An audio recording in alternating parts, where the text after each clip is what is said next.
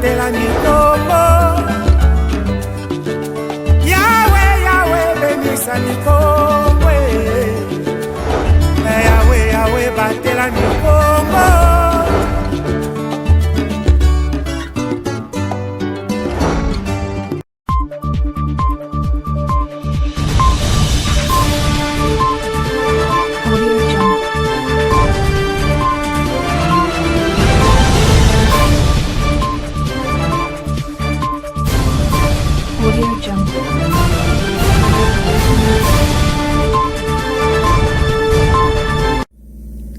Excellent week-end à toutes et à tous, mesdames et messieurs. De partout où vous nous suivez, soyez le bienvenu dans cette session d'information.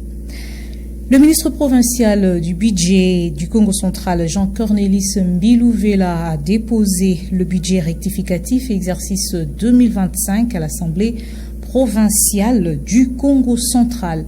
À l'en croire, l'édit provincial exercice 2025 a connu un taux de régression de 23%. Plus de détails dans cet élément avec les images de la cellule de communication de l'Assemblée provinciale. Nous sommes venus déposer les budgets rectificatifs à l'Assemblée provinciale parce que, vous le savez, suite à l'évolution économique et budgétaire de notre pays, et dont la province du Congo central fait aussi partie intégrante, il est impérieux de la suite de plusieurs fluctuations économiques que nous puissions revoir notre budget pour les rendre réalistes. Notre pays a été victime de plusieurs fluctuations, notamment la guerre et la faible mobilisation des recettes, ce qui fait qu'il y a eu un taux de régression de 23,18%, ce qui n'a pas permis ou qui ne permet pas à ce jour que notre budget initial soit réaliste. D'où il fallait le revoir pour qu'il présente quand même, je sais pas, des données fiables, des données réalistes. Voilà, le travail a été fait aujourd'hui. Il était impérieux que nous puissions le déposer au bureau de l'Assemblée provinciale. Transport, 500 francs congolais pour la moto et 550 francs pour la voiture. C'est le prix d'une course dans la ville de Matadi. Le maire de la ville, Dominique Kodiambete, met en garde le conducteur de moto véreux. Il a annoncé des sanctions graves aux récalcitrants. Suivez. La grille tarifaire du transport en commun a été revue à la baisse dans la ville de Matadi il y a plus d'une semaine passée. 550 francs, c'est le prix d'une course dans un taxi et 500 francs pour la moto. Une décision du maire de Matadi prise à l'issue de la baisse des prix du carburant à la pompe d'une part et l'appréciation du franc congolais face au dollar américain de l'autre part.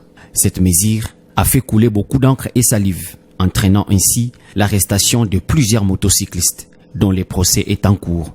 Pendant ces temps, cette décision souffre d'exécution sur terrain. Quelques motocyclistes mal intentionnés boycottent la décision de l'autorité urbaine. Dans une interview, le maire de Matadi, Dominique Kodiambete, interpelle les motocyclistes et taximens véreux. Quand il y a un changement, c'est toujours pas facile que les gens appliquent directement. Alors il faut des mesures d'encadrement. C'est ce que nous sommes en train de faire. Vous suivez, il y a un procès en procédure de flagrance qui se tient devant la mairie. C'est justement pour discipliner les gens qui ne veulent pas appliquer. Et pour les motocyclistes, on n'a pas modifié les tarifs. Depuis 2023, c'était toujours à 500 francs. Mais c'est eux plutôt qui avaient voulu déranger. Vous êtes à Belvédère, vous descendez au stade, c'est 500 francs. Vous êtes à Kikanda, vous allez vers Mvoadou, c'est 500 francs. Vous êtes en ville, vous descendez à Kikanda, c'est 500 francs. Vous êtes en ville, vous allez à Bouima, c'est 500 francs. Tout ça, c'est un trajet. Mais quand vous devez faire un deuxième trajet, donc une deuxième course, c'est un autre, il faut également payer. Mais là, les motocyclistes voulaient embrouiller. C'est pourquoi cette fois-ci, nous avons précisé les choses. Donc la course, c'est par arrêt. Quelqu'un qui quitte Kikanda, l'arrêt, c'est en ville. Quelqu'un qui quitte Kikanda, l'arrêt, c'est en Mvoadou. Il n'y a pas un arrêt intermédiaire au niveau du 24 novembre, non. Depuis toujours à Matadi, 24 novembre n'a jamais constitué un arrêt. Vous êtes en Zanza, vous allez à Kikanda ou en Mvoadou, c'est une course. Donc là, les gens doivent bien nous comprendre. Et les motocyclistes qui ne voudront pas appliquer s'exposent à la rigueur de la loi. Pour rappel, l'audience foraine des motocyclistes arrêtés le lundi 27 octobre 2025 dans différents points stratégiques de la ville, manifestant contre celle-ci, a été renvoyée pour le lundi prochain. Représentant le chef de l'État, la première ministre Judith Tuluka-Souminois a présidé la 65e réunion du Conseil des ministres vendredi 31 octobre 2025 dans la ville de Kinshasa. Suivez à ces sujets le compte rendu lu par le porte-parole du gouvernement Patrick Muyaya, ministre de la Communication et des Médias. La communication de la première ministre chef du gouvernement a porté sur 2 points principaux, à savoir 1. Du respect des engagements sociaux et de la valorisation de la stabilité macroéconomique. Conformément aux instructions du président de la République, chef de l'État, la première ministre a réaffirmé l'attachement du gouvernement au respect des engagements pris envers les partenaires sociaux en dépit des contraintes budgétaires actuelles causées principalement par la situation sécuritaire dans l'est de notre pays.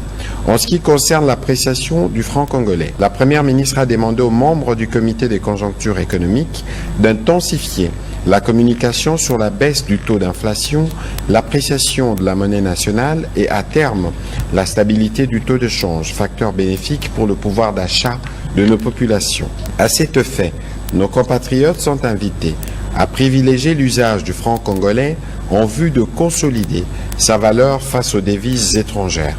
Ces efforts seront pleinement soutenus par la mise en œuvre du programme spécial Compact de résilience qui a pour objectif de renforcer la production locale, de soutenir durablement la valeur de notre monnaie nationale et plus largement de contribuer à l'amélioration de conditions de vie de nos populations.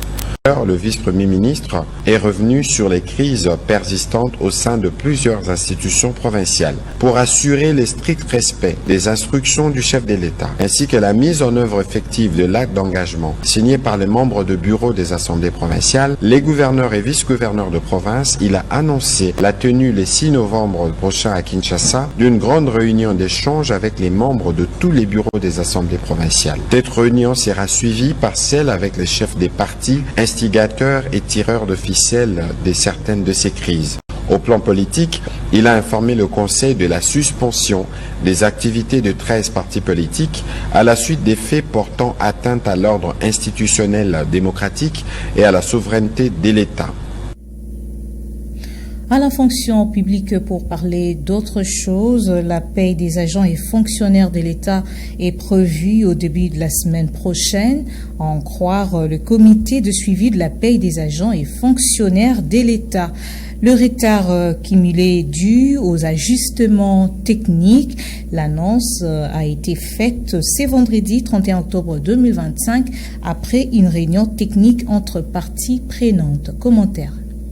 En dépit des assurances faites au mois de juin par les comités de suivi de la paie des agents et fonctionnaires de l'État, annonçant le 28 de chaque mois comme date butoir pour le paiement des fonctionnaires de l'État, ces derniers n'ont pas encore touché les salaires du mois d'octobre 2025. Ce sujet a fait l'objet d'une rencontre entre parties prenantes pour une issue. Conformément aux instructions des autorités de supervision, les comités de suivi de la paie des agents et fonctionnaires de l'État a tenu une réunion le vendredi 31 novembre 2025. À l'issue de cette entrevue, les responsables du service s'est exprimé. Des ajustements techniques sont évidents en vue d'harmoniser les chiffres entre le ministère du Budget et celui des Finances. Nous venons de tenir une réunion du comité de suivi de la paie des agents et fonctionnaires de l'État, consécutivement aux instructions qui nous ont été données par les autorités de supervision.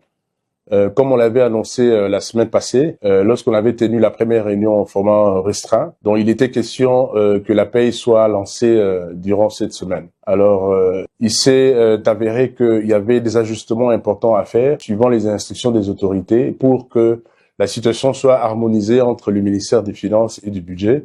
Et c'est ce qui a occasionné un retard, je dirais, disons, supplémentaire. Aujourd'hui, il était question avec les différents services ainsi que les opérateurs de paie de statuer sur l'accélération du processus pour que la paie soit lancée en fait en début de semaine prochaine. Alors nous pouvons rassurer tous les agents et fonctionnaires de l'État que l'État liquidatif a été déjà validé suivant l'harmonisation qui a été faite et les services sont en train de travailler pour que d'ici lundi ou mardi au plus tard, les opérateurs de paie commencent déjà en fait à alimenter les comptes, je dirais, des différents bénéficiaires. Alors nous sommes là, nous allons poursuivre les suivis rapprochés déjà la semaine prochaine pour nous assurer que les instructions qui ont été données par les autorités soient scrupuleusement suivies par les différents services et particulièrement par les opérateurs de la paie.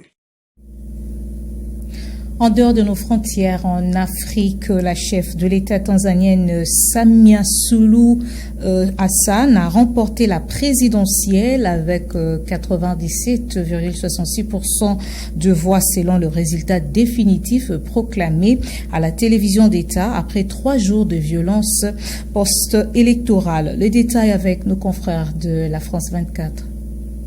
Ces manifestants s'en prennent au bâtiment officiel de l'autorité des communications à Dar es Salaam. Depuis plusieurs jours, l'accès à Internet est bloqué par le gouvernement.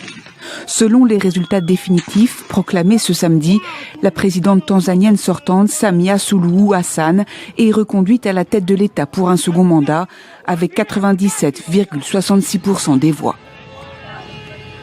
Les manifestations contre le pouvoir qui se sont propagées dans tout le pays depuis mercredi ont été violemment réprimées par les forces de l'ordre. La police répond aux manifestations avec des gaz lacrymogènes et en tirant à balles réelles. Nous réclamons qu'elle fasse preuve de retenue et qu'elle garantisse le droit de manifester en Tanzanie. L'opposition a évoqué un bilan de 700 morts, une allégation démentie par le gouvernement. Aucun usage excessif de la force n'a été constaté. Il ne fait aucun doute que notre pays ne saurait recourir à la force excessive contre ses propres citoyens. La Tanzanie a sombré dans la violence mercredi, jour des élections présidentielles et législatives, 2 scrutins qui se sont déroulés sans opposition, les 2 principaux adversaires de la chef de l'État ayant été emprisonnés pour l'un et disqualifiés pour l'autre. Samia Suluhu Hassan a été promue à la tête de la Tanzanie en 2021 à la mort de son prédécesseur. Elle a été accusée ces derniers mois de mener une répression contre ses opposants ayant recours à des exécutions extrajudiciaires et à des arrestations arbitraires.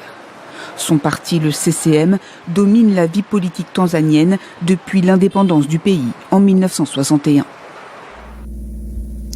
C'est par ici que se termine ce journal du week-end, mesdames et messieurs. Merci à vous de nous avoir suivis. Le programme continue sur Ecopolis Télévision. Merci.